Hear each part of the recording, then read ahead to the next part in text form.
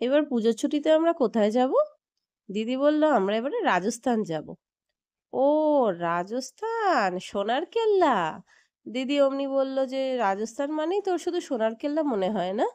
ওখানে আরো অনেক কিছু আছে। যেমন রাজার বাড়ি, প্যালেস, ফোর্ট অনেক কিছু।" এরকমই ছিল আমার রাজস্থানের introduction। আমি তখন অনেক ছোট, স্কুলে পড়ি। ফার্স্ট টাইম আমি যখন রাজস্থান গেছিলাম। ফার্স্ট টাইম ওখানে গিয়েই ওই প্যালেসেস, ফোর্ট এইসবগুলো দেখে আমি বুঝতে পেরেছিলাম রাজকীয়তা মানে কি হয়। ম্যাজেস্টিক যে বলা হয়, রয়্যালটি যে বলা হয়, রাজস্থানের সাথে যে নামটা অ্যাটাচ হয়ে যায় সবসময়, সেটার মানেটা কি আমি ওই ছোটবেলাতেই বুঝেছিলাম। তারপর অনেক বছর কেটে গেছে। তারপর আবার নতুন, নতুন এখন অনেক স্পটস হয়েছে, অনেক ডেস্টিনেশনস রয়েছে। তো সেইজন্য আবার আমি প্ল্যান করি রাজস্থান যাব। সেবারে রাজস্থানের বিকানির প্লেসটা আমাদের দেখা হয়নি। তো সেইজন্য এইবারে রুট ম্যাপেতে বিকানিরটা স্পেশালি আমি রেখেছিলাম জুনাগড় ফোর্ট দেখব বলে। হোটেল বুকিং করার সময় দেখি the Lalgarh palace stay provide করছে। তো প্যালেসে থাকবো আবার তাও রাজস্থানের মতন জায়গাতে obviously এই সুযোগ ছাড়া যায় না। তো আমি তো বুকিং করে নিলাম। আজকের এই ভ্লগে আমি তোমাদের সাথে শেয়ার করব আমার সেই লালগড় প্যালেসের স্টে এর এক্সপেরিয়েন্স। চলো তাহলে দেখে নিই কিরকম ছিল। ফার্স্টেই বলি আমি কলকাতা থেকে জয়পুর ফ্লাইটে এসেছিলাম। জয়পুরে একদিন স্টে করে জয়পুর থেকে বাই রোড 4 আওয়ার্স লাগে অ্যাপ্রক্সিমেটলি বিকানির পৌঁছতে।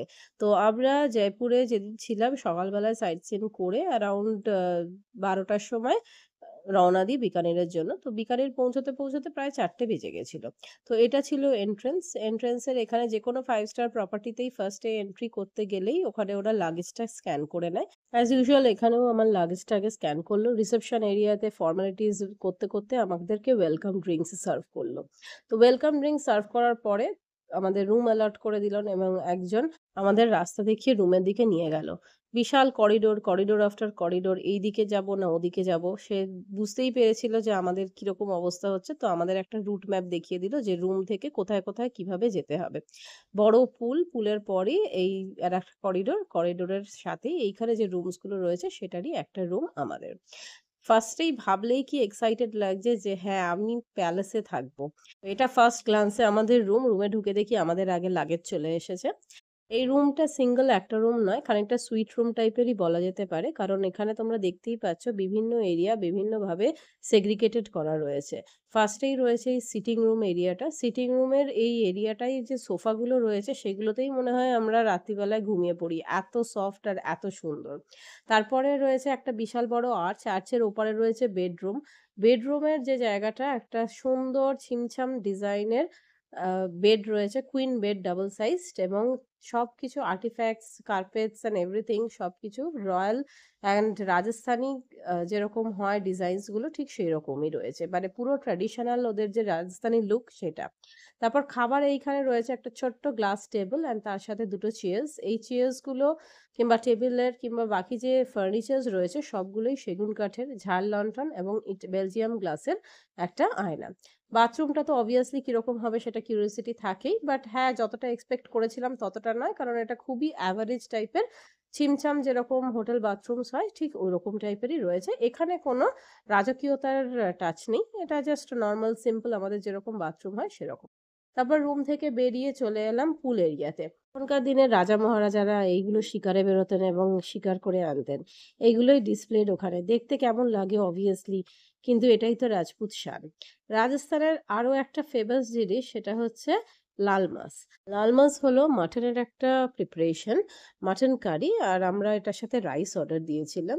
আমি এইখানে যা টেস্টি লাল মাছ খেয়েছি আর অথেন্টিক একদম। কারণ obviously প্যালেসের একটা রেপুটেশন আছে সেটার জন্য হতে পারে। কারণ এইরকম টেস্টি লাল মাছ আমি আর রাজস্থানে কোথাও খাইনি।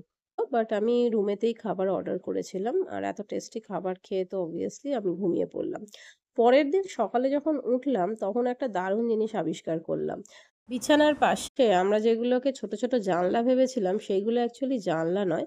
ওটা দরজা এবং সেই দরজাটা ডাইরেক্টলি ছোট্ট একটা বারান্দা আছে আর তারপরে মহারানী গার্ডেনে চলে যাওয়া যায়। সম্ভবত তো যদি কেউ অ্যাটাক করে সামনের দিক থেকে তাহলে ব্যাক সাইড দিয়ে এরকমভাবে হয়তো আগেকার দিনে একটা পালানোর উপায় রেখে দেয়া ছিল। তো এখানে এই যে আস্তে, আস্তে মনে হচ্ছে সবকটাই জানলা। কিন্তু এই জানলাগুলোই খুলে যায় এবং খুলার পরে ওটা এই গার্ডেনে চলে আসা যায়। আ এত সুন্দর এই জিনিসটা দেখে তো আমি খানিকক্ষণ বসে রইলাম এবং ওখানে সকালবেলায় হালকা, হালকা রোদ আসছে। তার সাথে অজস্র পাখি গান গাইছে। পুলটা তো ভীষণ সুন্দর দেখতে লাগছে। খানিকক্ষণ বসে আমি ওখানেই কাটালাম। তারপর ভাবলাম ঠিক আছে এসেছি যখন যাই একটুখানি হেঁটে চলে দেখি যে আর কি, কি আছে। প্যালেসটা তো ঘুরে দেখতে হবে। এখানে আমি বলি যে লালগড় প্যালেস যখন বিকানিরের সাইট সিন এ থাকে তখন ওখানে একটা মিউজিয়াম দেখায় যেটা হচ্ছে প্যালেসের বাইরে লোকেটেড। প্যালেসে থাকলে তবেই এই প্যালেসের ভেতরটা দেখা যায়। আরো একটা জিনিস যে এই প্যালেসে কিন্তু এখনো যে প্রেজেন্ট রয়াল ফ্যামিলি আছেন বিকানিরের ওনারা এখনো থাকেন। এই হোটেলটা একটা সাইডে আর এই হোটেলেরই ব্যাক সাইডে আরেকটা এন্ট্রান্স আছেন যেখানে এই বিশাল বড় প্যালেসের আরেকটা সাইড যেখানে ওনারা থাকেন। তো ওই যে আমি ঘুরতে, ঘুরতে দেখলাম যে এখানে বাগানে খুব সুন্দরভাবে সবাই পরিচর্যা করছে। আমাদের রুম রয়েছে এবং তারপরে একটা বিশাল হল ঘর এলো। ফিলটা খানিকটা কিরকম ভুলভুলাইয়া টাইপের আসছে বটে। কিন্তু না সেরম কোনো ব্যাপার নয়।